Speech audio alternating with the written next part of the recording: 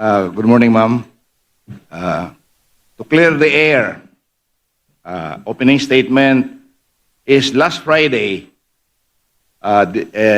hindi po si Vice President Sara Duterte ang no-show. Ako po ang nag-request para i-defer kasi schedule ko kaagad ng Tuesday today at 9 o'clock. Kaya nandito tayo ngayon to deliberate on the budget request of the Office of the Vice President. So hindi po, wala pong speculation na no-show si Madam Sara, Vice President Sara Duterte noong Friday. Ako po ang nag-request na para i-defer. Ayun. So the air is now clear. I'd like to ask Her Excellency, Madam Vice President, to make her presentation.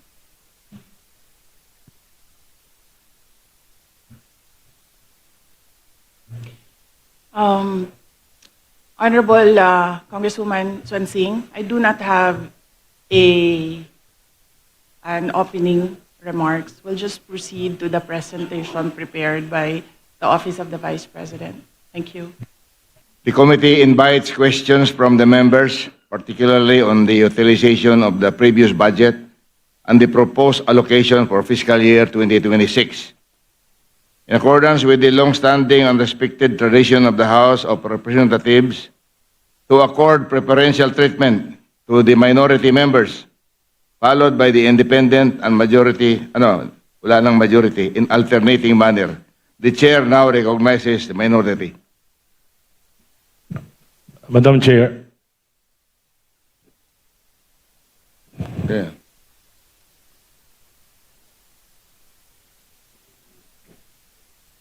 Would like to recognize the Senior Deputy Minority Leader, Egay Erice. Madam Chair, we in the minority believe that there are no contentious issues in the budget of the Office of the Vice President, especially in the 2025 to 2026 budget of the said agency. Much that we would like to honor the tradition that we extend to the Office of the Vice President, there are two members of the minority who would like to ask questions. Kaya po, in the interest of the rights of some of our members, may I yield the floor to two members, Representative Trino and Representative Ko, to propound their questions. Thank you, Madam Chair.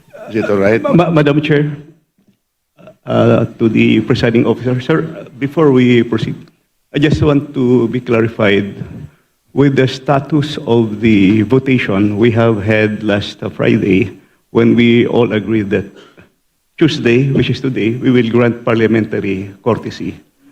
This is the long-standing traditional parliamentary courtesy granted to a co-equal branch or a higher official of the government. Let me be just clarified before we proceed.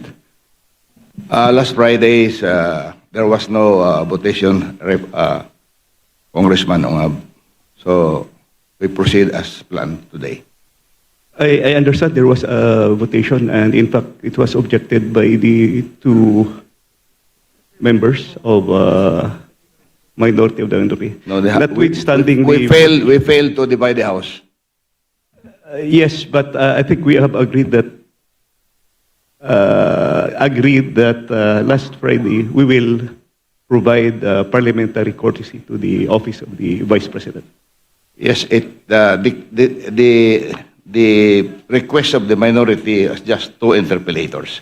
It is up for Madam President, Madam Vice President, if she wants to answer or not. Just one more manifestation to the chairperson and to the presiding officer. Also last Friday, I reiterated that this long-standing tradition of granting parliamentary immunity has been practiced to all the former vice presidents that I have experienced in this chamber. And the tradition is granted first to the co-equal branch of the government, and it is on the part of the president or the vice president or to the co-equal branch of government who will reply that he is waiving that he or she is waiving his parliamentary inquiry. So I think it would be proper and fitting that we would ask first the Vice President if she's willing to Mr. waive. Chair, may I be recognized? I think I still have the floor. So there's a question whether or not we should afford. Yes, we have discussed last Friday to afford the second highest position of the land, parliamentary courtesy. But at the request of the minority, they just want to ask, two of the minority members just want to ask questions, and it is the prerogative of the Madam Vice President to answer or not. Is that clear? So that clarifies my question. We Thank will you. be asking the Vice President to answer or not the question. Madam Vice President, can we go ahead? Your Excellency, if you would like to respond po. Yes, I waive the privilege, sir. Wave. Yes. We now recognize Minority Leader Congressman Antonio Tenio. Maraming salamat, Mr. Chair. Magandang umaga po sa Office of the Vice President at sa Vice President. Well, unang tanong po ay kaugnay sa presentation na binigay ng Vice President. Napansin ko po roon, nasa budget na 903.4 million for 2025. Bagaman hindi pa po tapos ang taon, ang obligation rate po ay 34.3% lamang at ang disbursement rate ay 66.8%.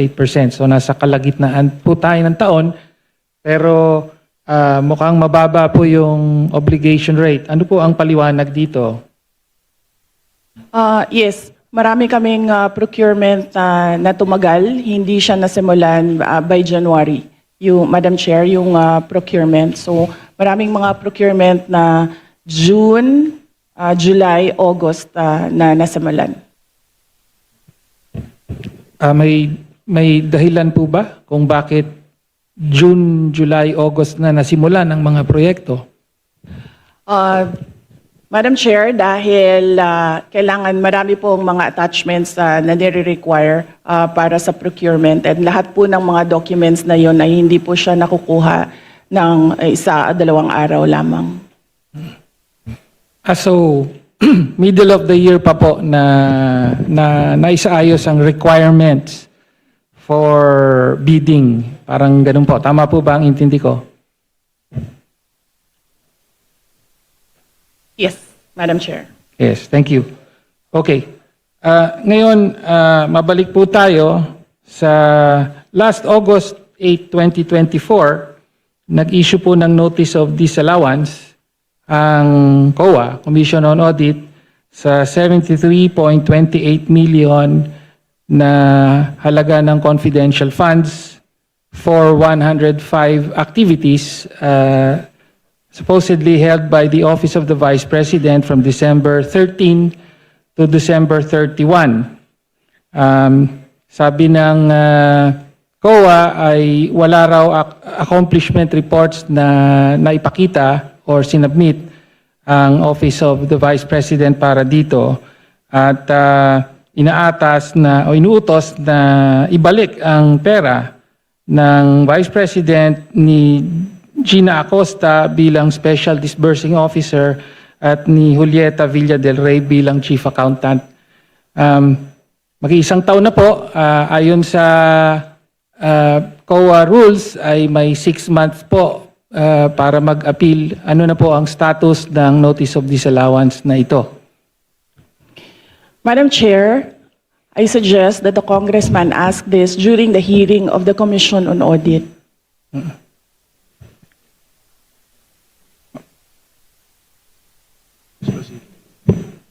Madam Chair, I'm asking the question now from the Office of the Vice President. Madam Chair, this is a status of documents inside the Office of the Commission on Audit. So it has to be the Commission on Audit who will answer what is happening to this notice of disallowance. Nagsubmit po ba ng appeal ang Office of the Vice President sa Notice of Disallowance? Kung yung Congressman Tinio, kung ang notice of disallowance was rectified by COA, wala na po yun. Pero kung yung notice of disallowance ay meron na silang final adjudication, and then merong order yon na final yung notice of disallowance. So, for your information, I will check with COA and get the records and give it to you. Thank you. Thank you, Chair. Well, next question po ay kaugnay po sa notice of disallowance. Ang sabi po kasi ng COA, December 30, yung mga 105 activities na inilunsad dun sa mga dinisilaw na activities ay nangyari between December 13 to December 31. And yet, sa mga nakaraang hearing ay napag-alaman po na December 20 pa po na ilabas ang SARO at na-withdraw yung 125 million. Kaya nga sinasabing nagastos ito in 11 days from December 20 to December 31. So ang tanong lang po natin, ano po ang paliwanag doon sa nakapamahagi na kayo ng mga sinasabing reward money noong December 13 pa lamang, samantalang hindi pa po lumalabas ang pera ng confidential funds. And I would not like to discuss the defense for the impeachment trial. Representative Madam Chair, Pino, wala please naman pong- proceed with the next question. Madam Chair, no. Okay, so next question na po, no? Lumabas din po sa nakaraang mga hearing sa House na nag-submit po ang Office of the Vice President ng 2,670 accomplishment reports at kasama po para po sa liquidation ng 500 million pesos worth of confidential funds under the Office of the Vice President. At ayon sa investigasyon ay 1,322 out of 1,992 names in the OVP ARs submitted to the PSA have no birth records. So kasama po dito yung mga pangalang Mary Grace Piatos, Fernando Tempura, meron pang Shell Jokno. No? Kindly wind up your Opo. question. Again, pwede po bang mapaliwanag ng Vice Presidente kung bakit ganon ang sinubmit at bakit walang supporting documents ang mga accomplishment reports na ito? Madam Chair, again, first, if the committee would like to ask how the Commission on Audit conducts its audit, I request that all the questions be propounded during the hearing of the Commission on Audit. Second, the subject confidential funds is a matter in impeachment proceedings, which is archived, but there is a pending motion for reconsideration in the Supreme Court. I cannot discuss defense strategy. Number 3, I cannot discuss intelligence operations and cannot explain how intelligence operations are done without compromising national security. Thank you, Madam Chair. My next question. Congressman Tenyo, last question. Opo, last question. Please wind up. Opo. So, napabalita po no na mula July of last year hanggang sa kasalukuyan ay meron pong 13 trips ang Vice President overseas, no? So mula po sa Germany, Japan, Hong Kong, Netherlands, Kuala Lumpur, Malaysia, Australia, South Korea, Kuwait, Paris, at several po sa Netherlands. Umaabot po sa at least 60 days po na on leave ang presidente at marami po pero hindi lahat ay sinasabing personal leave, no? So sa mga trips po na ito, ilan po ang naging personal leave at ilan ang on-official duty at magkano po ang total na budget na ginastos ng Office of the Vice President para sa mga official leave at personal leave na nangyari? So, Madam the Chair, yes. last question, Madam Vice Yes, President. yes. Madam Chair, may I ask what date do you want me to start with the destinations?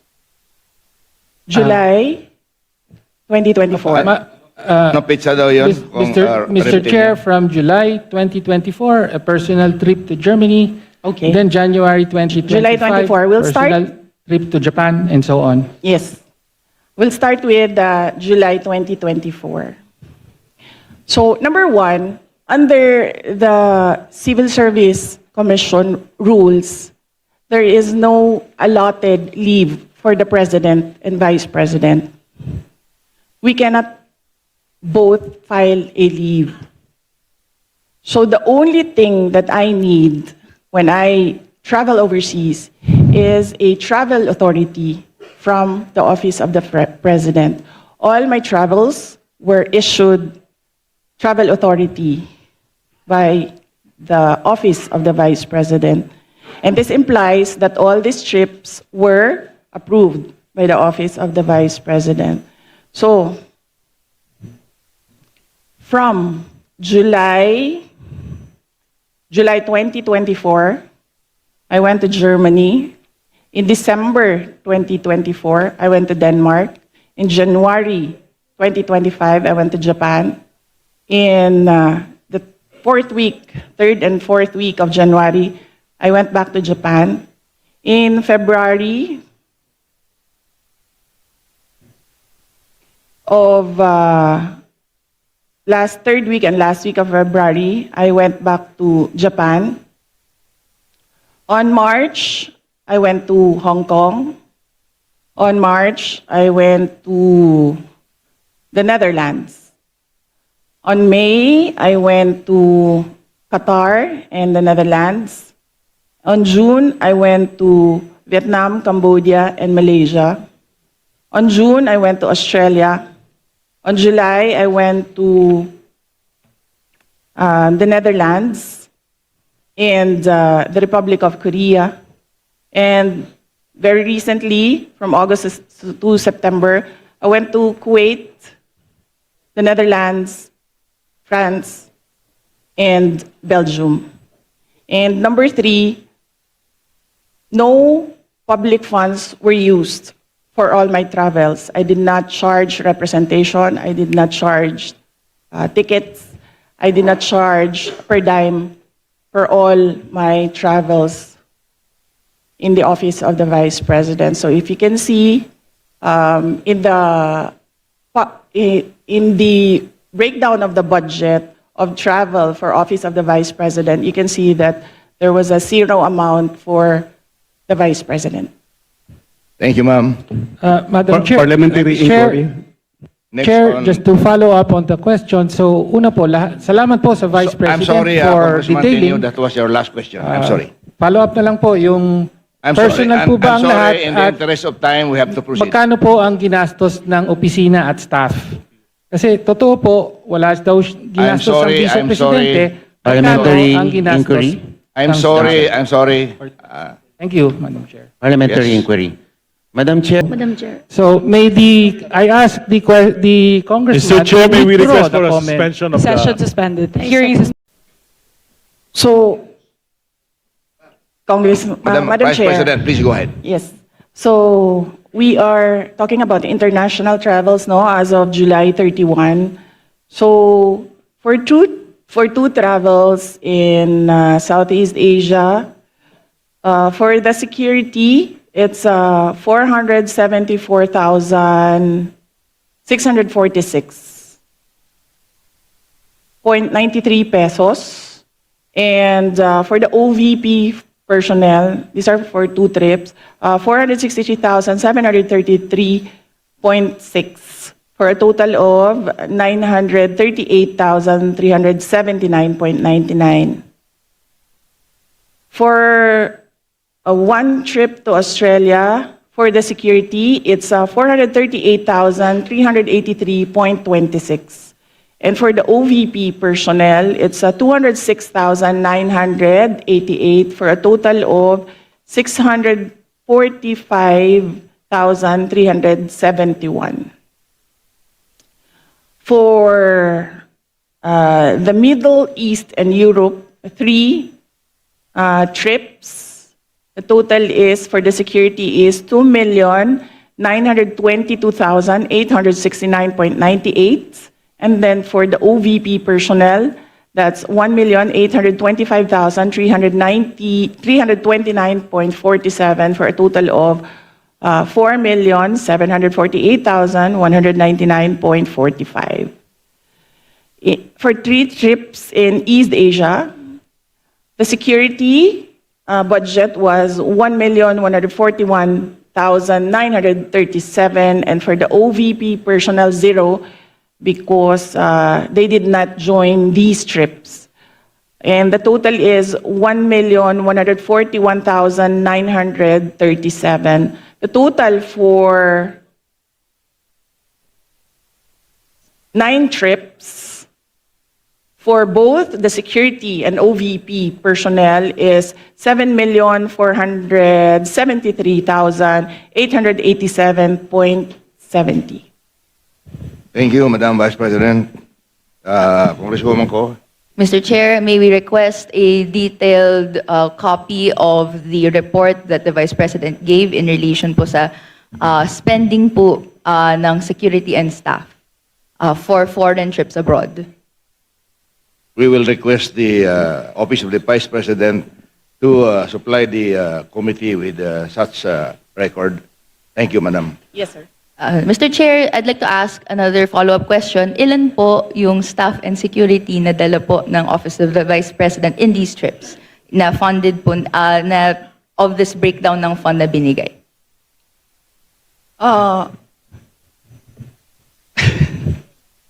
Luoy na kayo mong naong, sir, ba? Kanang. Madam Chair, for the security, I understand they recommend, the Armed Forces of the Philippines recommend 3 to 4 security personnel, but the Office of the Vice President only approves 2 security personnel. And for the Office of the Vice President personnel, that's 1 ceremonial and diplomatic affairs employee, 1 for MPRD, that is the Media Relations and Public Affairs Division, and then 1 for as assistant to the Vice President. So those are the approved personnel who joins the Vice President in her trips. So, to clarify, Mr. Chair, these personnel in total ay sinagot ng OVP fund of totaling 7.4 million pesos sa ating mga foreign trips. Madam Chair, not all foreign trips, as I mentioned. Security is always recommended by the Armed Forces of the Philippines, but some trips do not have OVP personnel because there are only 3 trusted OVP personnel who can do the work that I demand from them, and sometimes they are not available. Okay. Congresswoman Ko. Thank you, Madam Chair. So to confirm, ito pong mga trips na to that was mentioned, are these trips personal in nature that required po yung presence ng personnel and staff? Mr. Chair, I believe, with all due respect with my colleague in the minority, I believe the question is irrelevant Because even if the Vice President travels on her personal capacity, we cannot disassociate herself from the office of the Vice President. She's still the Vice President. The Exactly. reason for the travel is business, but she could also travel in her personal capacity, but she's still the Vice President. So I believe the question is irrelevant. With all due respect with my colleague. Mr. Chair, thank you. just to respond po, no, this is just a mere question, whether the nature of the trip is personal or business po, no, or whether it's official. This is a question that I'd like, that could be posed, and I hope to post po to the Madam Vice President. Madam Chair, it depends. If I have activities for the Office of the Vice President abroad, the 3 OVP personnel join the trips. But if the trip is purely personal and I do not have events for the Office of the Vice President, they do not join the trips. So in the graph, in the table that I mentioned earlier, those were the trips that the 3 personnel from the Office of the Vice President joined. But in the case of security personnel, this is something that is beyond the Office of the Vice President. It is decided by the Armed Forces of the Philippines. Thank you, Madam Vice President. Okay, Kung thank you. masulang ko, Thank you, Mr. Chair. Hope satisfies your question. Okay. My next question is in relation po to a line of questioning and in relation to the unqualified opinion that the COA issued to the Office of the Vice President. But after that, 60 days was provided to the Office of the Vice President to issue corrections po to certain errors made. Upon questioning the COA in its budget hearing, nagbigay po sila ng additional details kung saan may nakita daw po kasing 3.8 million pesos worth of equipment not accounted for in the OVP submission. Ito po ay mga errors found in the 2024 annual audit report. Can the Vice President explain this error po, Mr. Chair? Madam Chair, the Office of the Vice President from 2022, 2023, and 2024 received unmodified opinions from the Commission on Audit. And I would like to take this opportunity to thank all my colleagues in the Office of the Vice President for being faithful to transparency and accountability in our office.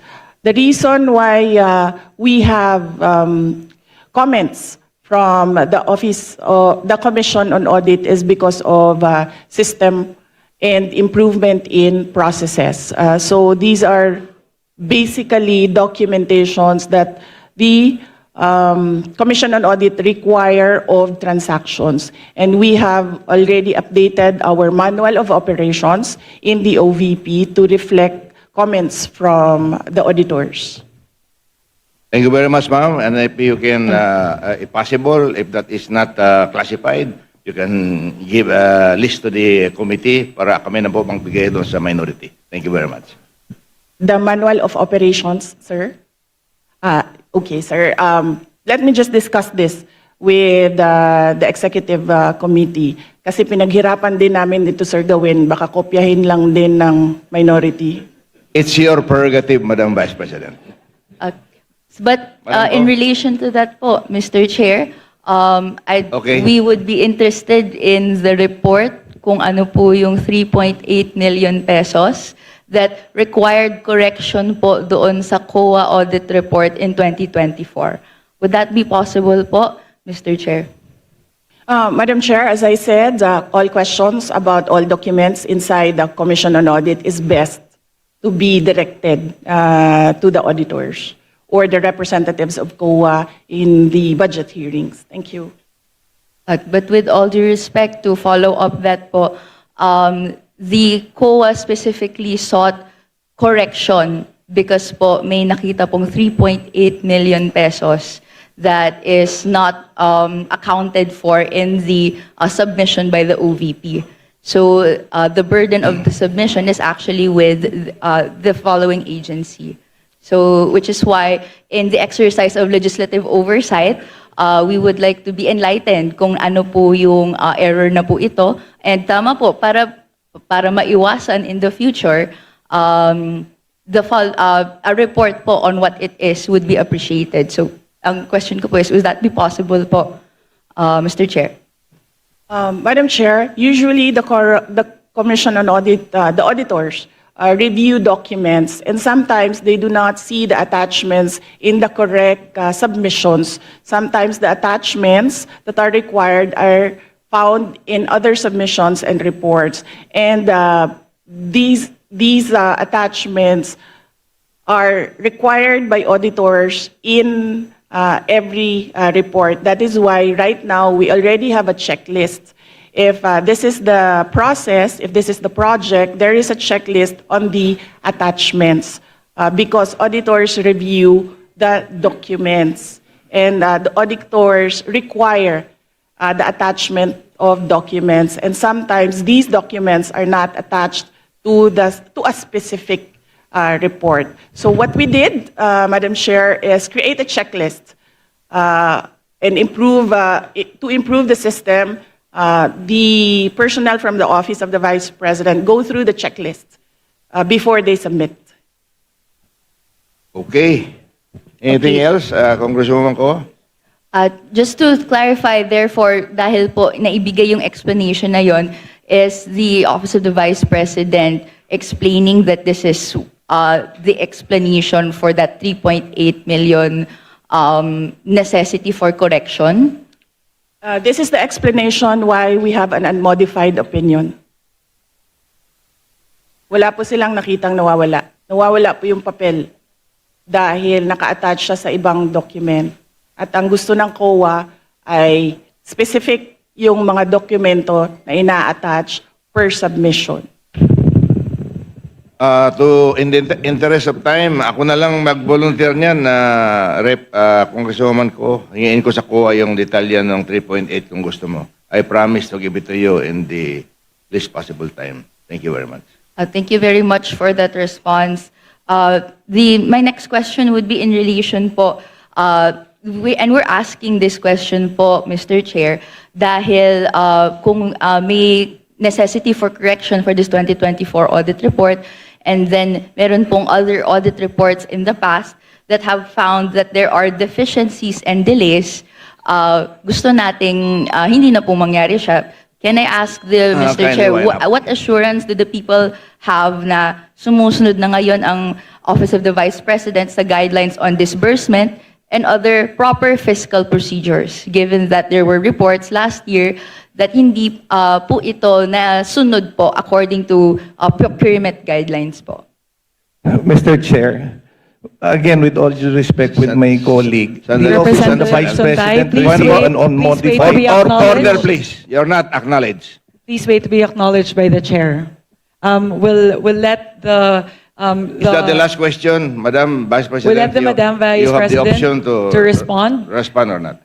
My apologies, Vice Chair Pepito Alvarez. May I request for an orderly conduct of the hearing for the members to please wait to be acknowledged by the chair before you make a statement. Thank you very much. The floor is now with the Vice President to respond to the question of Representative Go. Yes, Madam Chair, as I said earlier, I don't know if everyone heard it. Every time we receive a comment from an auditor, we update our manual of operations. In order no missing items would be in the next expenditure program. Is that correct? Yes, sir. Thank you very much. Congresswoman Ko, that winds Madam- up your Thank you questioning. for that response, Mr. Chair. This will be my last question po. Okay. In relation po doon sa ibang mga items in the budget before, we have taken note that if confidential funds of the Office of the Vice President, according and as revealed to the good governance hearings, was dispersed to the security heads or the VPSPG. May I ask po, no, bakit po dispersed siya to the VPSPG or the security heads, pero ang nakalagay sa Joint Circular Number 2015-1 issued by DBM and COA that it should be dispersed to the Special Dispersing Officer? Madam Chair, this is the confidential funds is a subject of impeachment proceedings. Is a subject of the articles of impeachment from the House of Representatives, and I would not like to discuss the defense strategy, particularly because the prosecutors will come from the House of Representatives. Okay, Mr. Chair, my final question. No, Ito na I'm po sorry. yung last one. I'm sorry. Hindi na po siya That's part the ng last question. individual. Madam Yes Chair. po, I'm sorry. Mr. Chair. I'm sorry, that's the last question. Madam Chair. Madam Chair, may I be recognized? Yes, Senior Deputy Minority Leader Egarisa. I move that we terminate the budget hearing on the proposed budget. Second. Second. Second the motion. Second. Budget hearing for the office of the Vice President is hereby terminated. Thank you very much.